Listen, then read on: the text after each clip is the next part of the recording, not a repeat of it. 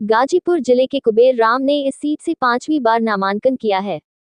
यह 41 साल से रिक्शा चला रहे हैं। इतना ही नहीं, उन पर 1.5 लाख रुपए कर्ज भी हैं। गाजीपुर लोकसभा चुनाव में नामांकन शुरू हो गया है।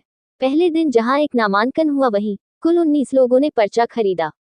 पर्चा खरीदने वालों में बिरनो थाना क्षेत्र के जयरामपुर निवासी कुबेर राम 65 भी शामिल रहे, जो 41 वर्षों से रिक्शा चलाते हैं और उन पर 1.5 लाख रुपए कर्ज भी है, लेकिन वे 5वीं बार चुनाव लड़ने की तैयारी में हैं।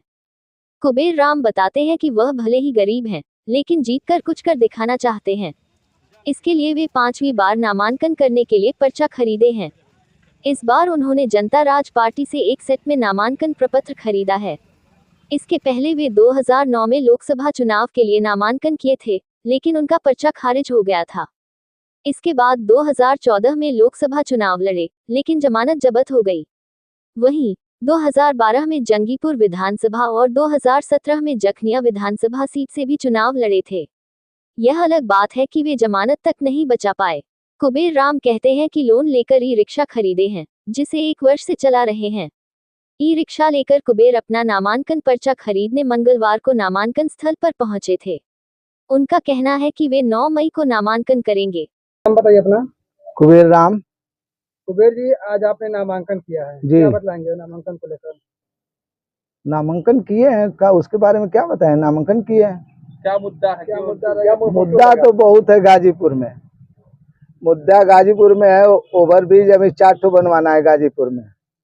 हवाई अड्डा चालू कराना है। रेलवे लाइन तो 2009 में हम कहे थे तो गाजीपुर आ गई, मगर मऊ नहीं पहुंची। मुद्दा तो बहुत है ऐसे। गाजीपुर में कोई विकास नहीं हो रहा है अभी। कोई कितना ही बड़ा नेता यहाँ जीते या चाहे हारे, मगर कोई विकास ऐसा नहीं हो रहा है। गरीबी यहाँ बहुत ज्यादा, हर जिले से गाजीपुर में बहुत ज्यादा गरीबी है। कब से चुनाव लड़ रहे हैं आप? हम 2009 से शुरू किए हैं, अभी तक लड़ रहे हैं। कौन सी बार नामांकन किया आपने? भारतीय जनता राज पार्टी से नामांकन किया। तो 2009 से जो चुनाव लड़ रहे हैं, कितनी बार चुनाव लड़ चुके हैं? 5वीं बार है। करते क्या है आप? हम पहले रिक्शा चलाते थे, 41 साल रिक्शा चलाए, अब टोटो चला रहे हैं साल भर से। कैसे विचार आया? विचार कैसे आया चुनाव लड़ने? विचार हम 2009 में जब पहली बार पर्चा खारिज हुआ, हमारा जबरन खारिज कराया गया, उसमें बहुत हमें अच्छा लगा। खारिज कराना अच्छा लगा? नहीं, खारिज जब हो गया और अधिकारी जितना हमारे तलुआ चाट रहे थे, ऐसे कर सही हकीकत कर रहे हैं, उस तरीके से हमें देखने में बहुत अच्छा लगा कि बहुत महत्वपूर्ण सीट है। अगर इस पर हम जीत जाएंगे तो बहुत अच्छा काम करेंगे। ऐसे में अब आगे आपने क्या सोचा है? आगे तो बहुत कुछ बनाना है गाजीपुर में। हम तो चाहते हैं कि दिल्ली, हरियाणा, पंजाब, कर्नाटक जितना कंपनियां हैं सब गाजीपुर पूर्वांचल में आ जाए।